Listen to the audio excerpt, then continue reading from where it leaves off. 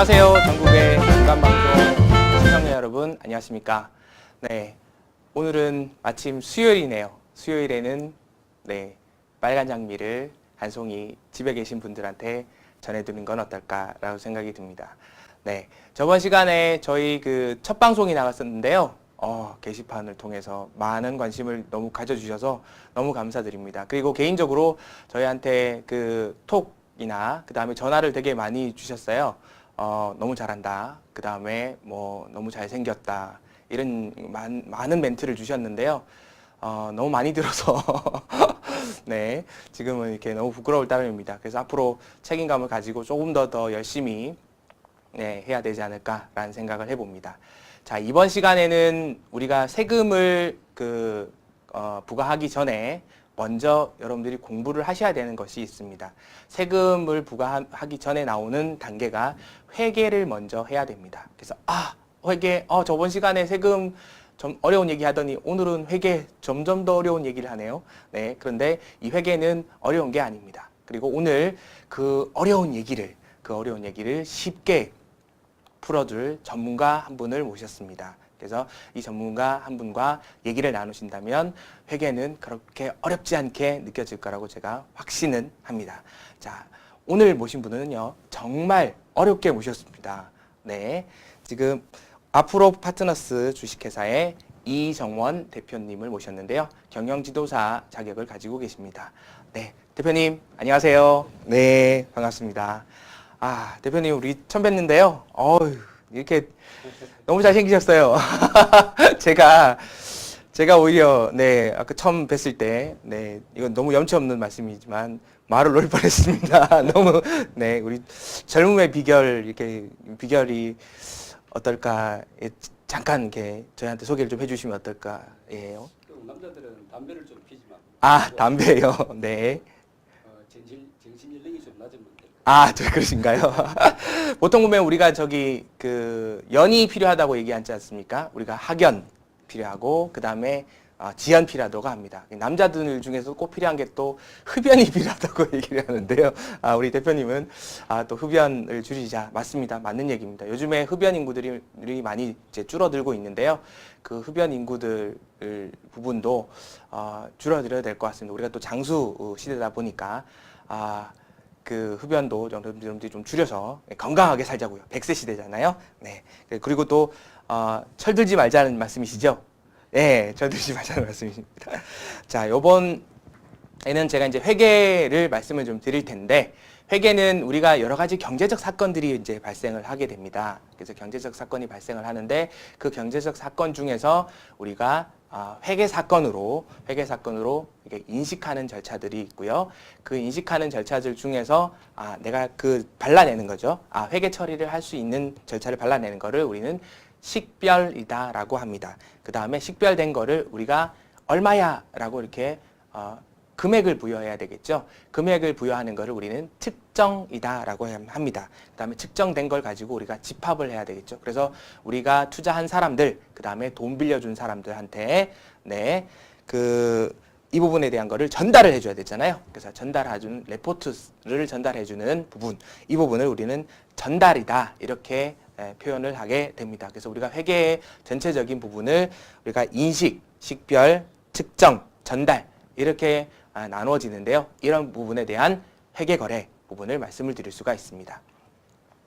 네, 자 그런데 우리가 이 회계거래 부분은 만약 이제 지금 이거 듣고 계시는 분들 같은 경우에는 우리 시청자 여러분들께 그렇게 하면 너무 어렵지 않느냐 이렇게 얘기를 합니다. 근데 혹시 인식을 제가 쉽게 말씀을 드리면 여러분들 혹시 김춘수 시인 아시나요? 네, 김춘수 시인의 꽃. 네, 꽃. 꽃은 이렇게 얘기가 나오죠. 그 분이 나를 불러주기 전까지 나는 꽃이 아니었다. 그분이 나를 불러주면 나는 꽃이었다라는 거죠. 그래서 그게 뭐냐면 그 사람이 나를 불러주면 나는 이제 꽃으로 인식된다라는 거죠. 그 다음에 인식이 되면 그 꽃을 나는 마음속에 새기게 되죠. 이걸 우리는 식별이다 이렇게 얘기를 합니다. 그 다음에 식별에다가 가치를 부여해야 되죠. 돈. 가치를 부여하는 것을 우리는 측정이다 이렇게 얘기를 합니다. 측정된 것을 가지고 우리가 집적을 해야 되겠죠. 집적을 하는 것을 우리는 전달이다 이렇게 얘기를 하게 됩니다. 자, 그러면 우리가 이제 대표님을 모셨으니까 대표님께 우선 우리 앞으로 파트너스를 하시기 전에 우리 대표님은 어떤 일을 하셨나요? 네. 저는 그 대학교를 졸업하고 30년 동안 기업체에서 근무를 했습니다. 네. 주로 근무한 파트는 재무하고 네. 기획 파트를 근무했습니다. 아, 그 재무이렇게. 중에서 이제 10년은 임원으로 재임을 했었고요. 아, 네네네. 그 업무할 때는 주로 이제 저 어렸을 때는 이제 그 회계 파트에 그 회계 프로그램도 많이 만들었고, 네네. ERP 구축 등. 네. 많이 했습니다. 아, 네. 지금 현재 지금 앞으로 파트너스를 지금 운영을 하고 계신데요. 대표로 계신데요. 앞으로 파트너스는 어떤 회사이신가요? 예. 주로 그 정부 발주하는 컨설팅을 좀 많이 아, 하고, 네네네. 농수산물 관계 수출입, 네네. 그다음 FTA 관련, 아, 네네. 그리고 주로 이제 중소기업의 경영 전반에 대해서 네네네. 솔루션을 제공하고. 아, 솔루션 제공하고 있고요. 지금 현재 우리 대기업들은 제가 보기에도 자생력이 있는 것 같습니다. 그런데 우리 중소기업 같은 경우에는 자생력이 그렇게 있지 않다라고 봅니다. 근데 우리 대표님처럼 이렇게 유능한 컨설턴트들을 만나서 그 자생력을 기른다면 우리 중소기업들은 참 행운이 아닐까라는 생각을 해봅니다. 우리 대표님이 미래에는 어떤 모습을 하고 계실까요? 저는 학교를 졸업하고 이제 그 매니지먼트 컨설팅을 전공을 했습니다. 아, 네네. 기업체를 이제 컨설팅을 하다 보니까는 네. 회계에 대해서 좀 관심 있는 사람들도 있고, 네네네. 또 일반 이제 오너분들이나 경영자분들이 또 회계에 대해서 어렵다고 아, 네네. 이게 그 선입견이 있어서 멀리하는 사람들이 있습니다. 네네네. 그래서 네. 좀 쉽게 해서 이렇게 네. 회계를 좀 가르치려고 하고 있습니다. 아, 회계를요? 이제 회계는 그 누구나 다 할 수 있는 이제 생활 도구고 생활 지식에 대해서 네네네. 이제 소통할 수 있는 언어가 됐습니다. 아, 네네. 쉽게 좀 이렇게 받아들일 수 있도록 교육을 좀 했으면. 그렇죠. 회계 교육을 계속 하고 싶다라는 말씀이시죠? 네. 지금 이제 회계 같은 경우에는 저도 지금 뭐 재무회계를 뭐 대학원에서 전공을 했습니다만 재무회계가 많이 어렵더라고요. 회계. 예. 그래서 제 친구들이 항상 이렇게 저를 부러워합니다. 이렇게 우스갯소리로. 네. 너는 죽어서 천당 갈 거야. 이렇게 얘기를 합니다. 네. 항상 저는 회개하는 삶을 살기 때문에, 천당을 갈 거야. 이렇게 얘기를 합니다. 그래서 거기다가 또 저는 또 세무회계를 같이 또 하기 때문에, 그렇게, 합니다. 자, 우리 대표님께서 그러면 회계를 계속 공부를 하고 계신데, 그러면 이제 우리 회계란 무엇일까라는 질문을 많이 받는데요. 회계를 한마디로 정의를 하시자면 어떻게 해야 될까요? 한번 설명을 드리죠. 우리 사람들은 그 말을 하고 글씨를 쓰고 해서 네. 의사 전달을 하기 위해서 언어를 사용합니다. 네네네. 그럼 기업에서는 어떻게 하느냐? 영업 성과를 결과를 나타내는 것을 방법이 없습니다. 그래서 이 회계 수치로서 기업을 이야기를 하고 있습니다. 그래서 네네. 회계라는 것은 네. 기업의 언어입니다. 기업의 예, 언어다. 예. 네. 그래서 비즈니스 오브 랭귀지, 혹은 랭귀지 오브 비즈니스 이렇게 기업 회계를 그렇게 부르기도 하는군요. 그러면 우리가 일반적으로 배우는 그 부기라는 거 있지 않습니까? 부기. 그 부기는 우리가 영어로 하게 되면 이게 북키핑이라고 얘기를 하는데요. 북키핑은 우리가 이제 회계학하고는 조금 차이가 있을 줄을 압니다. 그래서 제가 이제 실제로 우리가 상업고등학교 때 많이 배우는 부기는 일반적으로 회계학에서의 한 일부분이다. 이렇게 설명을 많이 하는데요. 우리 대표님이 보기에는 부기와 회계는 어떤 차이가 있을까요? 북이란 것은 그 말 그대로 북키핑, 네. 기록을 하는 것입니다. 네네. 기록을 하고 회계란 것은 이 기록한 것을 좀 시스템화하고 네. 또 정보화를 만들어서 네네. 이렇게 좀 활용하게 하는 게 그게 회계라고 생각합니다. 즉 어카운팅 인포메이션 시스템. 네네. 그러니까 북키핑은 그냥 단순한 우리 테크니컬적인 거 이런 것들 말씀드린 거고 우리가 시스템화되는 거는 회계다 이렇게 정리를 할 수가 있겠네요. 자, 그러면 우리 그 회계의 여러 가지 그 역사를 좀 이렇게 제가 살펴봐야 되는데요.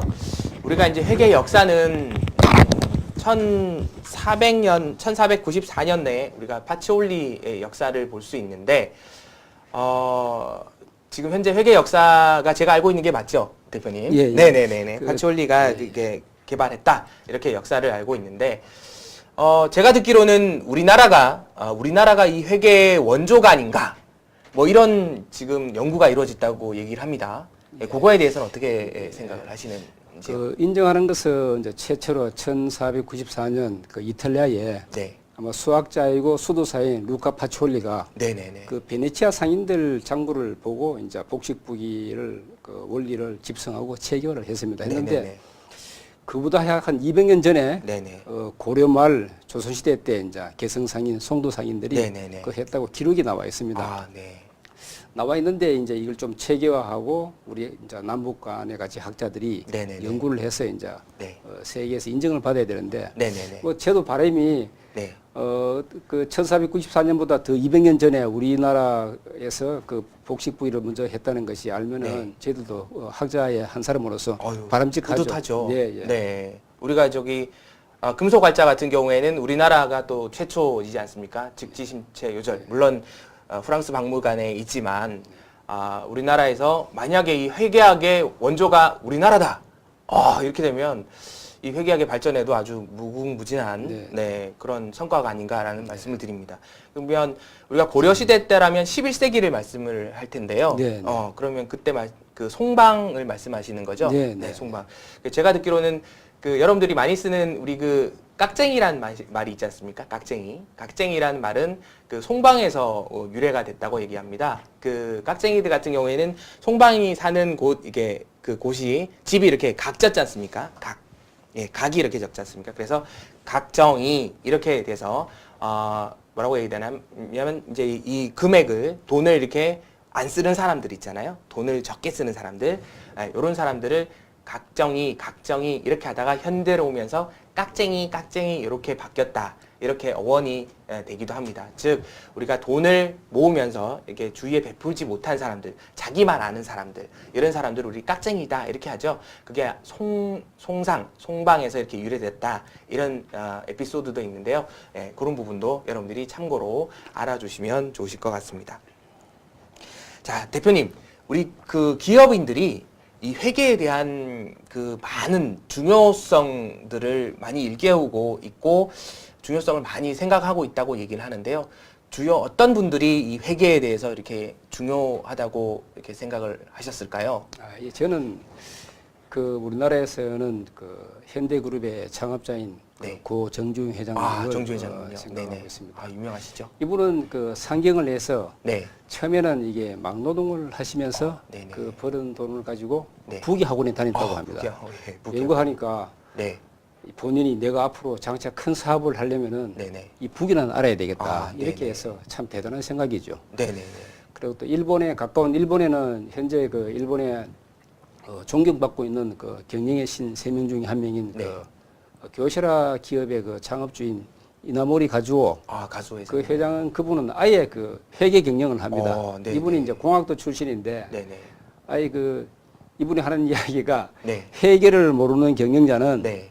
기업을 경영할 자격이 없다. 이렇게 그 하고 있습니다. 네. 또 이분은 또 아주 회계 경영하면서 네. 오랫동안 적자에서 헤매던 그 일본 항공을 네네. 위탁 경영 받아서 네네네. 흑자로 전환시킨 사람입니다. 아주 회계 쪽에 네. 철저히 모토를 주고 경영을 하시는 분이죠. 네네. 네, 아주 바람직하다고 생각을 합니다. 네, 그렇습니다. 우리가 회계라든지 이런 재무에 기반을 두지 않은 회사들은 제가 보기에는 이제 사상 누각이 아닌가라는 생각이 듭니다. 우리가 재무라는 부분은 돈의 흐름을이라고 볼 수 있는데 이 돈의 흐름이 잘 돌아가야 되잖아요. 우리가 피라고 볼 수 있는데 피가 잘 돌아가야지 원활하게 돌아가야지 기업이 잘 돌아갈 수 있는데 이런 회계 부분이 어디가 막혀 있고 경색되어 있는 부분이 어디가 있는지 이런 부분을 우리가 잘 진단을 해야 되는데 그 진단을 회계가 하지 않을까. 그리고 그거에 대한 거를 우리 기업인들은 미리 인식하고 있지 않을까라는 생각을 해보네요. 그래서 고 정주영 회장님 같은 경우에는 정말 기업을 하셨고 사업을 하셨네요. 장사를 하신 게 아니라 네. 그렇게 모은 돈을 가지고 회계 학원까지 다녀가면서 그렇게 하니까 이 큰 현대기업, 현대그룹을 만들 수 있었던 그런 기반을 마련했던 정말 대단한 분이 아니신가. 그래서 지금 현대인들이 살아가는 지금 현대 여러분들은 이 회계에 대한 거에 대한 공부를 여러분들이 소홀히 하지 않고 계속해서 공부를 해야 되지 않을까라는 생각을 해봅니다. 우리 대표님 아까 얼뜻 말씀하시기로 아까 복식부기라고 얘기를 하셨는데요. 네. 이 복식부기는 어떤 뜻인가요? 복식부기라는 건 우리가 단식부기는 제가 들어봤는데 이 복식부기는 잘 언뜻 이해가 잘 안 되는데 복식부기는 그래서 어떻게 이제, 설명을 할 수 예, 있을까요? 영어로 표시하면 이제 더블 엔트리 북키핑 이제 네, 이렇게 네네. 같이 기록한다는 것인데 네네네. 뭐 쉽게 말씀드리면은 네. 이 북이 원리가 간단합니다. 네. 왼쪽이 차변, 차변. 오른쪽이 대변 이렇게 네. 해서 네. 딱 이 두 개입니다. 네네네. 그래서 한 개 경제의 거래가 일어날 때마다 네네. 차변과 대변은 같이 기록을 하는 것입니다. 네네네. 그래서 혹시나 뭐 누락된다든지 네네네. 틀리면은 이렇게 네. 체크가 서로 크로스 체크가 되고 그렇게 네네. 됐습니다. 아주 과학적으로 만들었습니다. 아, 그래서 그 세계 4대 문호 중에 한 사람인 괴테도 네네. 그 인간이 발명한 가장 위대한 것 중에 한 개가 네. 이 복식북이다라고 아주 그렇군요. 극찬을 했습니다. 네네네. 예. 복식부기군요. 네. 그러면 이게 차변과 대변 이렇게 나누는데요. 이게 부르는 용어가 차변, 대변 이렇게 딱 나눠져 있는 건가요? 네, 네.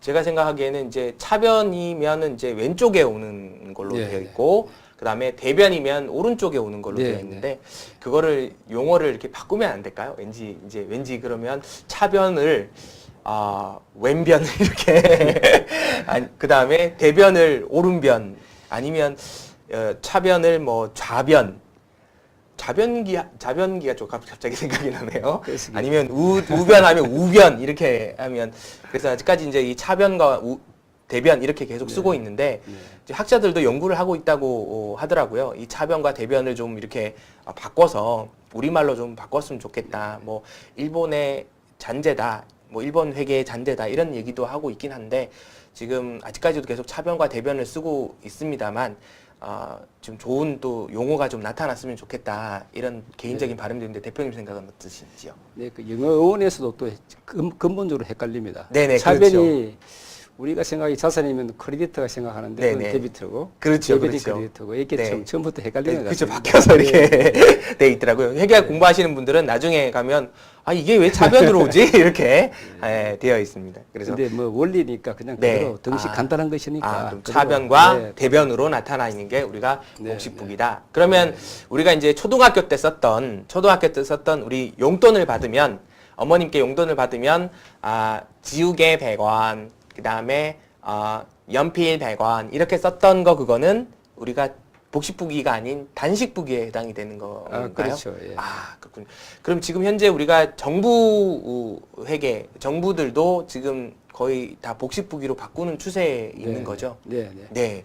그래서 지금 보시면 이제 정부의 그런 컨설팅도 맡고 계시다고 우리 대표님께서 아까 말씀하셨는데 요즘에 이제 정부들도 이제 서서히 복식부기로 다 지역 사회들도 다 복식부기로 바꾸고 있다고 얘기를 합니다. 네. 그래서 우리가 보면 이제 뉴스에 보면 특히 이제 대기업이라든지 그런 회사들의 뭐 기업의 비리라든지 이런 부분을 볼 때 복식부기를 통해서 바로바로 검증이 되는 이런 부분이잖아요. 그래서 뭐 우리가 여러분들이 보면 이렇게 회계를 장부를 조작했다든지 아니면 그렇게 했던 여러 가지 이런 뉴스를 접하실 겁니다. 그게 복식부기 원리가 작용했기 때문에 금방 발견해 낼 수 있는 거거든요. 그래서 이 복식부기가 정말 대단한 발명품이구나라는 거를 여러분들이 알 수가 있을 것 같습니다.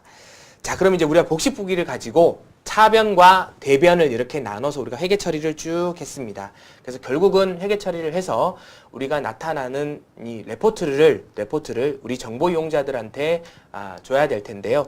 이 정보 이용자들한테 주는 레포트의 종류를 우리가 재무제표다 이렇게 부르는데요. 이 재무제표의 종류에는 어떤 것들이 있나요? 크게 지금 5가지가 있습니다. 예, 재무상태표, 예, 그다음 손익계산서, 네, 그 현금 흐름표, 네, 그리고 자본 변동표, 네, 포괄손익계산서 네네. 이렇게 있습니다. 네, 그런데 네, 주로 이제 많이 접해야 될 부분은 이제 재무상태표와 손익계산서, 이제 캐시플로우, 현금 흐름표 네, 정도 네, 이렇게 많이 보고 네. 있습니다. 그럼 우리가 5가지가 있다 이렇게 생각을 네, 하면 네, 되겠네요. 네. 그러면 이 5가지 재무제표는 이제 정보 이용자들한테 이렇게 생각을 하면 좋을까요? 예를 들어서 우리가 대학교 다니다든지 고등학교 다닐 때 내가 한 해 동안 열심히 공부를 했잖아요. 그래서 공부를 해서 성적을 받았습니다. 그 성적표가 이 재무제표다 이렇게 생각을 해도 네, 무방할 건가요? 예.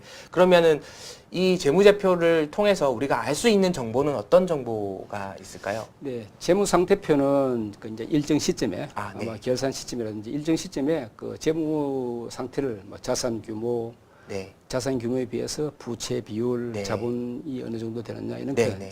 재정 상태를 볼 수 있고요. 네네네네. 그다음 손익계산서는 네. 그 일정 흐름 기간 동안 네네. 영업을 이렇게 해서 수익력이 어떠하고 네. 비용 구조가 어떠하면 네. 이익을 어떻게 냈다 이렇게 해서 네네네. 그렇게 볼 수 있습니다. 네네네. 그리고 현금 흐름표는 네네. 영업을 잘해서 현금 흐름이 좋을 경우도 있고 또 그 자체적으로 재무 활동을 잘해서 현금이 좋을 경우 있으니까 네네. 또 현금 흐름표는 이 기업이 어떻게 현금 흐름이 좋아졌는지 네네. 그걸 또 볼 수 있는 것입니다. 아, 그렇군요. 네네. 그러면 그 재무제표 이 세 가지만 보더라도 네. 기업의 성과가 어떻게 났는지에 대한 거를 네. 알 수가 있겠네요. 네, 네, 그렇죠. 자, 그러면 우리가 이 세금을 매길 때는 지금 대표님께서 말씀하신 것 중에서 우리가 그 손익계산서가 있지 않습니까?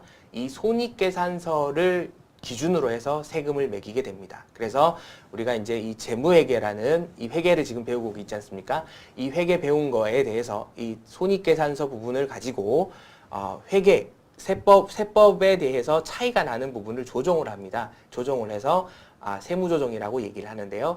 이 세무조정은 다음 시간에 또 제가 더 쉽게 설명을 드릴 거예요. 너무 스트레스 받지 않으시도록 해주시기 바라겠습니다. 그래서 조정을 해서 세금을 나타내는 걸로 이렇게 보시면 되겠습니다. 그래서 여러분들이 회계를 먼저 아셔야 되는구나 라고 제가 말씀드린 이유 중에 하나가 이 회계를 알지 않으면 세금을 계산할 수가 없기 때문입니다. 그 중에서 가장 베이스가 되는 거는 우리 대표님께서 말씀하셨듯이 재무상태표하고 그다음에 손익계산서, 그다음에 현금흐름표 이렇게 보시면 되겠습니다.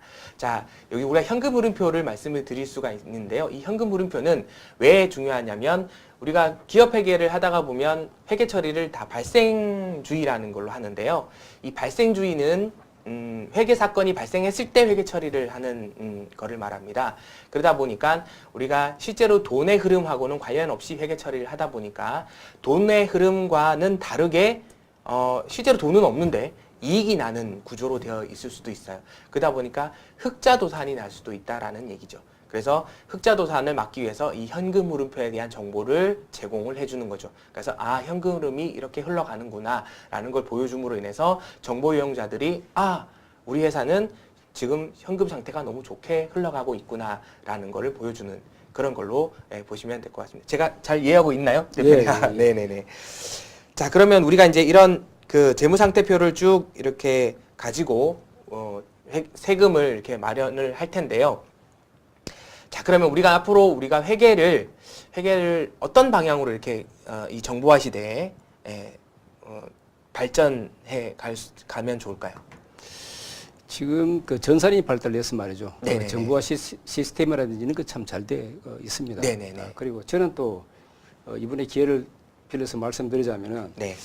좀 쉽게 사용하게끔 네네. 생활이 도구가 되어서 네네. 좀 쉽게 접할 수 있게끔 이렇게 좀 전산이 잘 되었으면 좋겠고 네네. 또 저는 또 이게 교육적인 면에서 참 네. 안타까운 게 네. 투자의 귀재라고 불리는 유래 버핏이 한 네네. 말이 있습니다. 네네.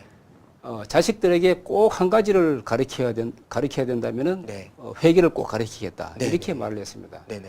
그 우리나라는 너무 대학 입시 때문에 네네. 참 어릴 때부터 이 경제 교육을 좀 체계적으로 시켜야 되는데 네네네. 그걸 못하는 걸 보니까 저거 참 안타깝습니다. 네네. 예. 그렇죠. 네.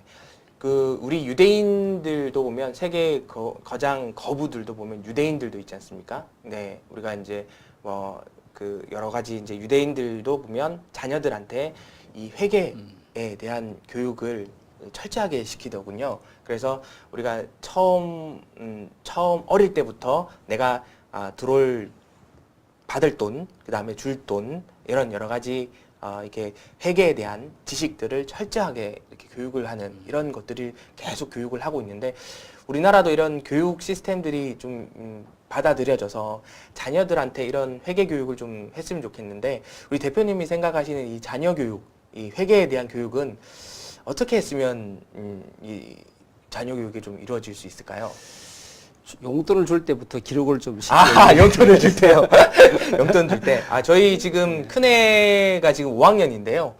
5학년인데, 아, 얼마 전에, 요즘에 그 아이들한테 유명한 장난감이 있습니다. 아유, 아이들 장난감이 얼마나 비싼지 그 장난감을 제가 용돈을 주면서 이 용돈에 대한 거를 제가 용돈을 기입장을 쓰지 않도록 했었었는데 우리 대표님 말씀 듣고는 제가 이제 오늘부터는 용돈 기입장을 꼭 기입을 하도록 해서 이 돈의 흐름이 어떻게 되는지를 꼭 그 교육을 좀 시켜 봤으면 좋겠네요. 그래서 자녀 교육이 좀 될 수 있게끔 그렇게 했으면 좋을 것 같습니다. 이건 어떨까요? 자녀들이 경제 교육을 이제 회계 교육을 계속하고 이 세금 교육을 받아야 되는 부분이 이제 중요할 텐데 자녀들한테 이렇게 우리 경제 관념을 심어주기 위해서 경제 신문을 좀 이렇게 자녀들한테 읽히게 하는 거 이런 거는 좀 어떻게 생각을 하시는지요? 하여튼 여러 가지 방법에서 어릴 때부터 이렇게 좀 몸으로 체득하게끔 네네네. 이렇게 강제적으로 주입하면 또 안 될 거 아니에요. 네네네네. 그래서 이렇게 좀 재미있게 네네. 뭔가 좀 재미있게 받아들일 수 있는 그런 제도를 좀 만들었으면 합니다. 네네네. 어쨌든 제 생각은 네네. 하여튼 어렸을 때부터 좀 네. 경제하고 특히 네. 회계 부분 같은 네네. 경우는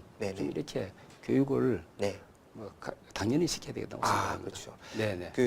얼마 전에 이제 저희가 이제 직업 체험이라고 애들 프로그램들이 있더라고요. 거기에 가 보니까 우리 국세청에 가서 세금을 이렇게 계산하는 방식이라든지 그다음에 회계를 처리하는 방식이라든지 이런 것들을 아이들한테 체험하게끔 예, 하고 그다음에 이제 세금은 이렇게 냅니다라고 해서 체험하는 그런 프로그램들이 있더라고요. 예, 예. 그래서 이제 그런 프로그램들을 아이들한테 이제 실제로 체험을 하게끔 하는 네. 그런 프로그램도 괜찮다라는 생각이 네, 드는데요. 그럼으로 인해서 우리 아이들한테 우리가 돈을 벌어서 수익이 생기면 정당하게 세금을 내야 되는구나. 그리고 그 세금은 정당하게 이런 곳에 쓰이는구나라는 교육을 계속 체계적으로 시킨다면 이런 교육 방향은 참 좋은 방향이 아닌가. 지금 계속 보면 이제 우리가 이제 보면 회계 교육보다는 경제 교육보다는 이제 그런 입시 교육 위주잖아요, 사실은. 그래서 하나를 더 외운다든지 이렇게 하다가 보니까 심지어는 부모님한테 내가 어떤 대학 들어가서 내가 어떤 거 전공을 해야 돼. 뭐 이런 것까지도 물어보는 이런 친구들이 많다 하더라고요. 되게 수동적인 친구들이죠. 그래서 좀 능동적인 그런 자세를 가지려면 이런 회계학 공부를 해보는 것도 좀 괜찮지 않을까라는 말씀을 좀 드리고 싶네요. 자, 아까 제가 이제 지나가는 걸로 제가 말씀을 좀 드렸었는데 한 가지 조금 빼먹고 갔던 개념이 하나가 더 있는데요. 이 발생주의라는 개념이 있는데요. 이 발생주의하고 이 현금주의라는 거 조금 어려운 개념이긴 한데 이 부분을 우리 대학에서 강의를 하시니까 발생주의하고 현금주의는 어떻게 설명을 하면 좋을까요? 지금 그 기업에서는 이렇게 발생주의는 이렇게 세무적으로 말하면 또 이게 권리 의무 확정주의 네네네. 이렇게 같이 통하는 이야기인데 네네. 예를 들면은 비용이 네. 현금은 나가지 않더라도 네네. 이 기간 중에 비용이 발생돼서 카운팅을 해야 될 부분은 이렇게 네. 계산하는 게 네. 발생주의고요. 발생주의고. 현금주의는 네. 그야말로 캐시가 나갔을 때 네네. 비용을 인식을 하고 네네네. 회계 처리를 하는 그 방법이 그렇군요. 그러니까 우리가 현금주의 같은 경우에는 이제 현금이 왔다 갔다 했을 때 그때 이제 회계 처리하는 방법이 되겠고 발생주의는 회계 사건이 발생했을 네, 때 그때 그렇죠. 이제 된다 이렇게 보시면 되겠네요. 네. 그러면 우리가 발생주의라고 얘기를 하는 거가 그럼 단순하게 예를 들어서 대표님하고 예를 들어서 저하고 이제 근로관계다. 그래서 근로계약서를 이제 저희가 작성을 하잖아요. 네. 그래서 근로계약서 같은 경우에는 우리가 경제적 사건이라 경제적 네, 거래라고 얘기하는데 이 근로계약서 쓰는 것만으로는 회계 사건이 아니다라는 뜻이 되시는 거죠. 그죠? 그래서 계약을 하고 행위를 이루죠. 그렇죠. 그러니까 네, 행위가 이루어지고 그 회계 사건이 발생을 하려면 그 돈이라는 의무가 확정이 돼야 그렇죠. 된다는 거죠. 예, 그러려면 한 달이 지나면 이제 제가 대표님한테 네. 예, 급여 주시오 이렇게 네, 네. 청구를 한다는 거잖아요. 네. 그러면 이제 권리와 네, 의무가 그렇죠. 확정이 됐을 때가 네, 네. 그때가 발생이 되는구나. 네, 네. 그러면 그때 돈은 오고 가지 않았더라도 네, 네. 그때 회계 처리를 해야 되는 게 그때가 발생주의라는 개념이시라는 그렇습니다. 말씀이시죠? 네. 이게 회계는 점점점 들어갈수록 점점 더 어려운 개념이 됩니다. 지금까지는 이제 제가 이제 회계란 어떤 것인가에 대한 그 개념을 쭉 이렇게 배워 보셨고요. 그 다음에 회계의 역사도 같이 배우셨습니다. 이제 바람은 저희 우리나라가 회계 종주국이 됐으면 좋겠다라는 바람을 말씀을 좀 드렸고요. 우리 기업인들 중에서 이 회계에 대한 중요성이라든지 이런 부분도 지금 많이 깨닫고 있고 이렇게 중점적으로 지금 다루고 있다라는 것까지 말씀을 좀 드렸고요. 그 다음에 이제 복식부기의 개념, 우리가 차변과 대변을 나눠서 회계 처리하더라라는 부분까지 대표님께 설명을 좀 드렸습니다. 그 다음에 이 차변과 대변을 가지고 이제 마지막에 결론을 낼 텐데 결론을 낸 걸 가지고 우리는 재무제표다 이렇게 정리를 했네요. 이 재무제표의 종류에는 이제 5가지가 있다라고 대표님이 정리를 해주셨는데요. 첫 번째가 재무상태표가 있고요. 두 번째는 손익계산서, 그 다음에 세 번째는 현금흐름표, 그 다음에 네 번째는 자본변동표, 그 다음 다섯 번째는 포괄손익계산서. 이 포괄손익계산서는 국제회계 기준이 들어오면서 포괄손익계산서라는 개념이 들어왔습니다. 그래서 그 부분은 나중에 제가 또 차차 또 설명을 좀 드리도록 하겠습니다. 그래서 그 재무제표를 가지고 기업의 성과를 측정하더라라는 거죠. 그래서 그걸 보고 투자자들이라든지 채권자들은 판단을 하겠죠. 투자자들은 어떻게 판단을 할까요, 대표님? 일단 수익성이 좋아야 돼요. 그렇죠. 네. 수익성이 좋아야 된다. 네, 네. 그래서 수익성이 좋으면 내가 주식을 더 투자하고 그 다음에 나중에 수익성이 나쁘다 그러면 주식을 당연히 처분하는 걸로 이렇게 보겠죠. 또 수익성과 이제 재무건전성. 조문건전성 네, 이렇게 네, 보는 거고요. 네. 그 다음에 우리 손익계산서를 보고 만약에 이제 순손익이 좀 나쁘다 이렇게 될 경우에 채권자들은 어떤 판단을 할까요? 그러니까 돈을 빌려준 은행이라든지 돈을 개인적으로 빌려줬던 채권자들 이런 사람들은 개인적으로 원금을 떼일 가망성이 있겠구나 이런 생각을 하겠네요. 일단 수익성이 낮으면은 그렇죠. 좋지 않겠죠. 그렇죠. 예. 이자도 못 받을 가망성이 그렇죠. 있겠구나. 예. 그러면 뭐 이자율을 올린다든지 예, 예. 아니면 돈을 빨리 내 돈 돌려줘 이렇게 네. 이렇게 해수를 빨리 들어온다든지 이런 척도를 삼을 수 있는 이제 여지가 금융기관에서는 이자 보상 비율이 있으니까 따로 이자 계산을 보상 하고 비율이요? 있습니다. 그렇군요. 네, 네. 그래서 여러 가지 재무제표를 보면서 아까 이제 여러 가지 비율이라든지 이런 비율을 가지고 판단을 하는구나라는 것을 알게 되었습니다. 그리고 이제 이 회계를 통해서 우리가 이제 앞으로 이제 이 정보화 사회, 그 다음에 ERP 사회가 이제 계속 오면서 우리가 또 이제 최근에 또 우리 알파고랑 또 우리 이세돌 구단이 이렇게 떴지 않습니까? 근데 우리가 이 회계학이 이렇게 정보화 시대로 계속 넘어가지만 이 가치 판단, 회계 거래 이 판단의 몫은 아직도 남아있지 않을까요, 대표님?